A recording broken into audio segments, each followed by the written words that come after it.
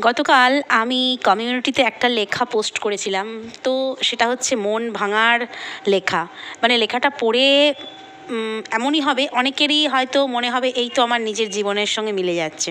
তো ওখানে আমাকে এক দর্শক বন্ধু বা দিদিভাই যাই বলি না কেন জিজ্ঞেস করেছেন আর কি, যে কী হলো হঠাৎ তোমার চৈতালি।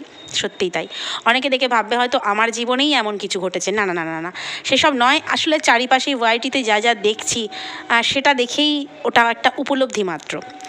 সত্যি কথা বলতে আজকে কয়েকটা কথা বলবো, যে কথাগুলো না বললেই নয়।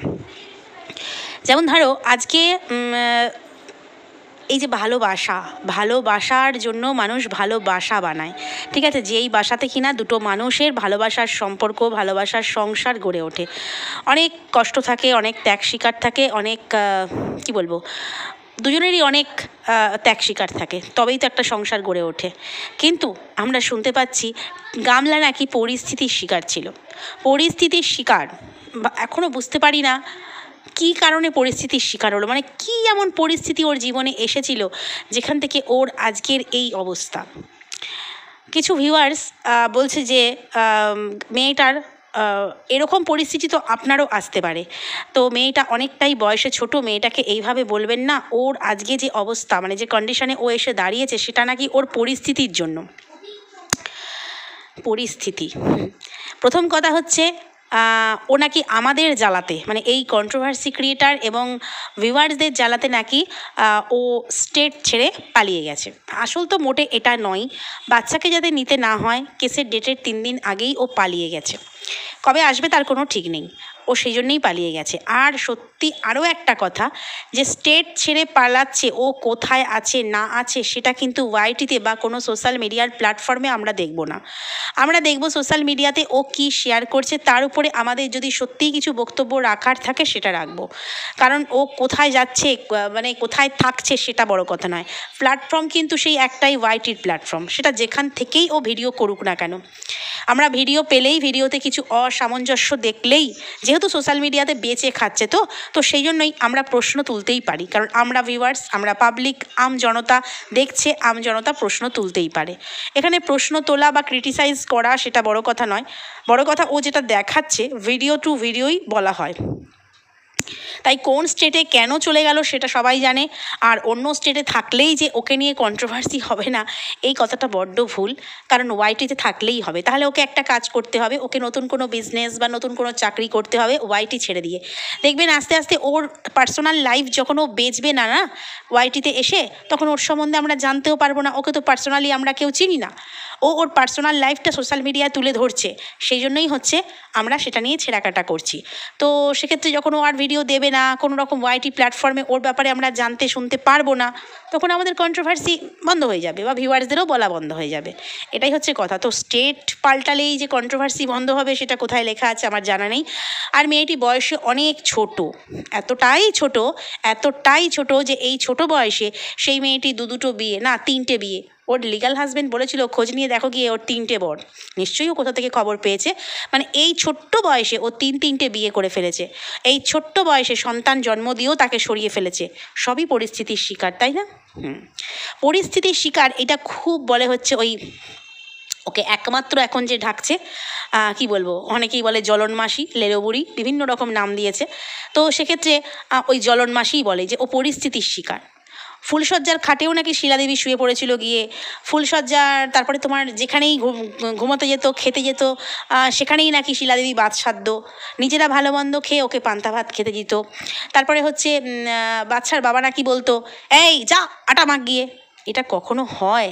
সোশ্যাল মিডিয়াতে কখনো ভিডিওতে কেউ দেখেছে? কিন্তু এগুলো ভিডিও তৈরি হচ্ছে এখনও, এই আজকের ডেটে পর্যন্ত। জলনদীপ, ও তো জলনদীপ বলে বাচ্চার বাবাকে, আমরা সন্দীপই বলি। তো সন্দীপ নাকি অন ক্যামেরা হি মায়ের সঙ্গে করছে, আর বউকে নাকি বলেছে এই যা আটা মাখ গিয়ে। আমরা ভাই কোনোদিনও ভিডিওতে দেখিনি ওকে তুইতুকারি করতে। আর দ্বিতীয় কথা, অন ক্যামেরা এইভাবে ওর বউকে বলবে, সেটাও মানি না। তো এই ধরনের কথা কিন্তু অনেক হচ্ছে। তো যাই হোক, এবারে কথা হচ্ছে, ওই যে প্রথমেই বললাম, সকালবেলায় বলেছিলাম সকালের ভিডিওটাতে, যে মানে বিপি বেড়ে যাবে মানুষের এই ধরনের আন্তাবড়ি গল্প শুনলে। কিন্তু সবচেয়ে বড় কথা হচ্ছে পরিস্থিতির শিকারটা কিসের জন্য হলো, পরিস্থিতিটা কে তৈরি করলো, সেইটা মোদ্দা কথা। পরিস্থিতি আমরা ভিউয়ার্সরা বা কন্ট্রোভার্সি ক্রিয়েটাররা কিন্তু তৈরি করিনি। আমরা আগে দেখেছি, ওর মানে কি বলবো ভিডিও, সেটা থেকে আমরা জানতে পেরেছি ও ঘর ছেড়েছে। তারপর আমাদের ভিডিও কেন ঘর ছাড়লো সেটা সবার সামনে পরিষ্কার। তারপর খবর এলো বিয়ে করেছে। কেন বিয়ে করলো? তো সেগুলো ঘটনা ঘটে যাওয়ার পর আমরা বলছি আমাদের চাপে ও পরিস্থিতির শিকার হয়েছে, এটা যেমন ভুল, ও শ্বশুরবাড়ির চাপে পরিস্থিতির শিকার হয়েছে সেটাও তেমন ভুল, আর ও নিজের পরিস্থিতি নিজেই তৈরি করেছে, এটাই হচ্ছে বড় কথা। কারণ শ্বশুরবাড়িতে অনেক মেয়েরা আছে, অনেক রকমের স্যাক্রিফাইস করে থাকে। কেউ হয়তো দুবেলা পেট ভরে খেতেও পায় না স্বামীর রোজগার কম বলে, কেউ হয়তো কি বলবো স্বাচ্ছন্দ্য জীবনযাপন করতে পারে না, কেউ হয়তো বড় বড় শপিং মলে গিয়ে কিনতে পারে না। অনেক মেয়েদের অনেক আশা থাকে, কিন্তু কেউ তার স্বামীর রোজগার অনুযায়ী, স্বামীর ক্ষমতা অনুযায়ী সে সেগুলোকে কিন্তু ত্যাগ করে দেয় হাসি মুখে, তবেই না সংসার টিকবে। না এখানে আবার ভেবে বসো না কেউ যে আমি আমার আমার জীবন দিয়ে বলছি, অনেক দেখতে পাচ্ছি এরকম। আমি প্রচণ্ড আগে পুলিশ ফাইলস দেখতাম যখন আমার ছেলে হয়নি, কিন্তু ছেলে হওয়ার পর ওই সমস্ত ক্রিমিনাল জিনিসগুলো আমি আর দেখি না। ওই সমস্ত পুলিশ ফাইলস, তারপরে তোমার ক্রাইম ডায়েরি, এগুলো দেখতাম সত্য ঘটনা অবলম্বনে। তো দেখতাম মেয়েরা শ্বশুরবাড়িতে কত কষ্ট করে থাকে, কত কিছু স্যাক্রিফাইস করে। এখানে তো মেয়েটি কিছুই করেনি, ও আচ্ছা, ও পরিস্থিতির শিকার ছিল না, ওর শরীরের জ্বালা ওর হাজব্যান্ড মেটাতে পারেনি, আর সেই জন্য ওকে ফোকলাকে ধরতে হয়েছে। আচ্ছা, ফোকলা এতটাই ওর ফোনে জ্বালা মিটিয়ে দিয়েছিল, মানে পরিস্থিতি এমন তৈরি করে দিয়েছিল, ও ঘর ছাড়তে বাধ্য হয়েছিল যে ফোনে ফোনে ভাই আমার মিটছে না। পরিস্থিতিটা আমি বুঝিয়ে দিচ্ছি, ফোনে ফোনে ভাই আমার মিটছে না, আমাকে সামনাসামনি যেতে হবে। ভালো, আমি ঘর ছেড়ে বেরিয়ে পড়লাম, বাপের বাড়িতে কিছুদিন রইলাম, কিন্তু ভাই বাপের বাড়িতে থেকে আমার ওই আলে কালে মাঝে মাঝে আমার মানে মিটছে না। ওটাই তো মোদ্দা কথা ছিল না, আমার মিটছে না। তো সেক্ষেত্রে পরিস্থিতি এমন করতে হবে যাতে আমি সবসময় ফোকলা তোমাকে পাই, তাই বিয়ে। এবং বিয়ের পরে শ্বশুরবাড়িতে শ্বশুর আছে, শাশুড়ি আছে, 5 জন আছে, জয়েন্ট ফ্যামিলি, যেহেতু একসঙ্গে খাওয়া দাওয়া না, ওখানে আমার মিটছে না, আমার ঠিক পোষাচ্ছে না, আমাকে ফ্ল্যাট নিতে হবে। ব্যাস, ফ্ল্যাট নিলাম, ফ্ল্যাট নিয়ে দুজনে টোনাটনির সংসার শুরু করলাম, পরিস্থিতির শিকার। ফ্ল্যাট নেওয়ার পরে আমি কি করলাম না, ফোকলার সঙ্গে থাকতেও, আমাকে বিজনেসে হেল্প করার পরেও, আমাকে সঙ্গ দেওয়ার পরেও, দিনরাত আমার ফ্ল্যাটে বাসন মাজা, কাপড় কাচা, রান্না করার কাজে হেল্প করার পরেও, আমি খুব সুখী, বাইকে ঘুরে ঘুরে বেড়াই সেটা বলার পরেও, আমি মানে আরও 2-4 জন 5 জনের সঙ্গে চ্যাটিং ব্যাটিং শুরু করলাম, সেটাও পরিস্থিতির শিকার। আর ছেলে, সে কথা নাই বা বললাম, ছেলেকে পাওয়ার জন্য আমি কোনো প্রচেষ্টাই করিনি। কখন করেছি এসডিও কোর্টে কেস? যখন আমি স্ট্রাইক পেয়েছি বাবাকে শাস্তি দেওয়ার জন্য, ছেলেকে কাছে পাওয়ার জন্য না। এই সবগুলো পরিস্থিতি কে তৈরি করেছে একটু ভেবে দেখবেন তো, কন্ট্রোভার্সি ক্রিয়েটাররা না ভিউয়ার্সরা?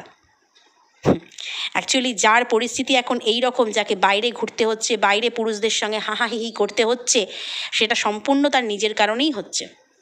আজকের ডেটে দাঁড়িয়েও কি ওর মধ্যে কোনো রকম অনুশোচনা, অনুতাপ কিছু আছে? কিচ্ছু নেই। তাহলে ওর পরিস্থিতি আরও খারাপ হবে, এটাই হচ্ছে মোদ্দা কথা। মানুষ এত ঠকেও যখন তার অনুশোচনা, অনুতপ্ততা বা অনুতাপবোধ তার মধ্যে আসে না, তখন তাকে কিন্তু আরও পরিস্থিতি মানে খারাপের দিকে নিয়ে গেলে, মানে দেখে শেখে, কেউ ঠকে শেখে বলে না, এ তো কোনোভাবেই শিখছে না, তাহলে এর পরিস্থিতি কিন্তু আরও খারাপ হবে। না, প্লিজ দায়ী করবেন না কোনো কন্ট্রোভার্সি ক্রিয়েটারকে, কোনো ভিউয়ার্সকে, কারণ যেটা আমরা দেখছি ভিডিওতে সেটাই আমরা আলোচনা করছি, বা কমেন্টের মাধ্যমে দর্শকরা তাদের মতামত তুলে ধরছে। তার জন্য কিন্তু ওর জীবনটা এইভাবে তছনছ হওয়ার জন্য কিন্তু কোনো কন্ট্রোভার্সি ক্রিয়েটার, কোনো ভিউয়ার্স দায়ী নয়। আর স্টেট ছেড়ে পালানোর জন্য ও নিজেই দায়ী, ও ওখানে ফুর্তি করতে গেছে, কারোর চাপে পড়ে এখান থেকে যায়নি। আর কেস সামনে, ছেলেকে নিতে হবে বা কিছু ব্যাপার, দূর বাবু আগে পালাই। তার আগেও 2খানা রেট পড়েছে, তখন এই স্টেটেই ছিল, তাও যায়নি। ও আচ্ছা, পরিস্থিতির শিকার। কি পরিস্থিতি হয়েছিল? ও দাদার টোটো পায়নি, না কোনো গাড়ি ভাড়া পায়নি কোর্টে যাওয়ার জন্য। যাই হোক, মানে ঢাকার জন্য একটা যুক্তি চাই, যুক্তিগুলো সব ফেল হয়ে যাচ্ছে, এটা গেল একটা কথা। তাই বললাম যে ভালোবাসা যদি গভীর থাকে না, অনেক অনেক পরিস্থিতি, অনেক প্রতিকূল পরিস্থিতিকে অনুকূলে আনা যায়। এটা হচ্ছে একটু পরিস্থিতি নিয়ে আমার নিজস্ব চিন্তাধারা, আমার নিজস্ব জ্ঞান বললাম, যেটা আমি রিয়েলাইজ করেছি সেটাই বললাম। আজকে যেমন দেখো, প্রথম দিকে যখন এই বউ বাড়ি ছেড়ে পালিয়ে যায়, তখন এই শিলাদেবী আর তার হাজব্যান্ড নিরঞ্জনবাবু, এই দুজনের মধ্যে সম্পর্ক নেই, শিলাদেবী পরকীয়া করে, শিলাদেবীর চরিত্র ভালো নয়, শিলাদেবীর থেকেই তার বৌমা পরকীয়া শিখেছে, নিরঞ্জনবাবু বাড়িতে চোরের মতো থাকে, নিরঞ্জনবাবু কাজের লোক হিসেবে থাকে, কেয়ারটেকার হিসেবে থাকে, প্রচুর কথা শুনেছি ওই তরফের। অবশ্য ওই তরফ থেকে এখন অনেকে আবার এই তরফ হয়ে গেছে, যাই হোক, মানে গামলার তরফের। তো সেক্ষেত্রে প্রচুর কথা শুনেছি। আজকে না একটা জিনিস মন ভরিয়ে দিল, এরকম অনেক আমরা দেখেছি। পুজোর সময় ঠাকুর দেখতে গেছে, দুজনের ওই কানাকানি, মানে কানে কানে কথা বলা, সেটাও সীমাদির ক্যামেরায় ক্যাপচার হয়েছিল। তারপরে আজকে যেটা দেখলাম, যে খেতে বসে মেসোমশাই হচ্ছে নিজের পাত থেকে, নিজের থালা থেকে মাসিমার থালায় তুলে দিচ্ছে। এই বুড়ো বয়সে না এই ভালোবাসাগুলোই থেকে যায়, শারীরিক ভালোবাসা থাকে না, শারীরিক ভালোবাসা থাকে না, মনের অন্তরের যে ভালোবাসা সেটাই থেকে যায়। আর ভালোবাসা বলতে একটা জিনিস আরও মনে পড়লো, যেহেতু এই শিলাদেবী আর নিরঞ্জনবাবুকে অনেক অনেক কথা শুনতে হয়েছে, বৌমার দোষের কারণে অনেক কথা শুনতে হয়েছে, ছেলের বউয়ের কারণে। কিন্তু আজকে কিছু কিছু জিনিস যেগুলো হয়তো ক্যামেরায় চলতে চলতে ধরা পড়ে যায়, যেগুলো হয়তো মানুষের কাছে খুব স্বাভাবিক ব্যাপার মনে হবে, কিন্তু এগুলোর মধ্যেই কিন্তু ভালোবাসা লুকিয়ে আছে। তো সেক্ষেত্রে আরও একটা জিনিস যেটা লক্ষ্য করলাম, সেটা হচ্ছে তোমার 6 মিনিট 38 সেকেন্ড, 6 মিনিট 36 কি 6 মিনিট 38 সেকেন্ডে বাচ্চার বাবার ভিডিওতে যখন গেস্টরা চলে যাচ্ছিল গাড়িতে করে, সেই সময় শুধু আমার চোখেই নয় অনেকের চোখে ধরা পড়েছে এবং তারা কমেন্টও করেছে।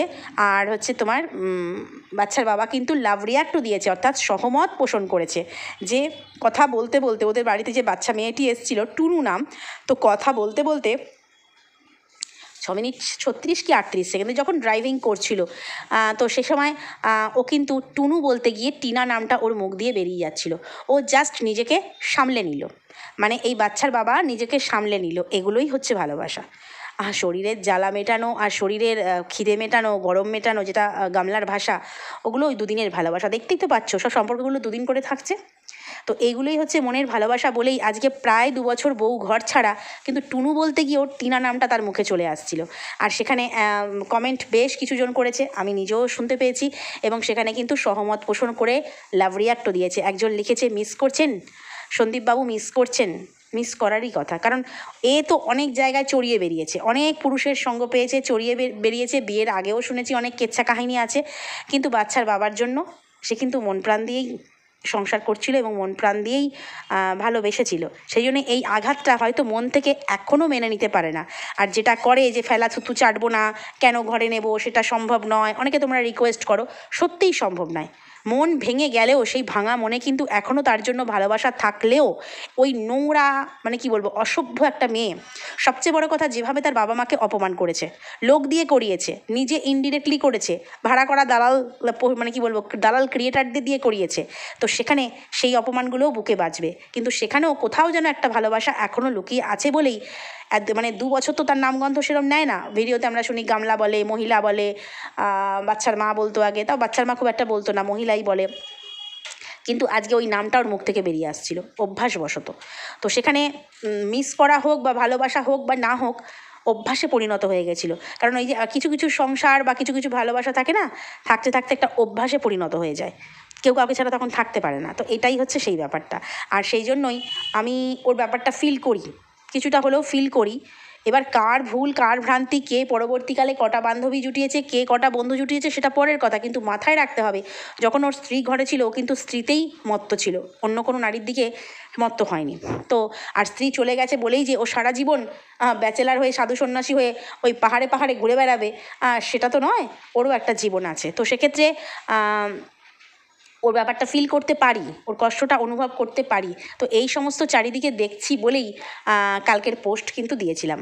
তো সেই কারণে তো অনেকে হঠাৎ হয়তো ভেবেছো যে কী হলো, চৈতালির কী হলো, আবার চৈতালি কেন এই ধরনের কথা লিখছে, ওটা জাস্ট উপলব্ধি মাত্র।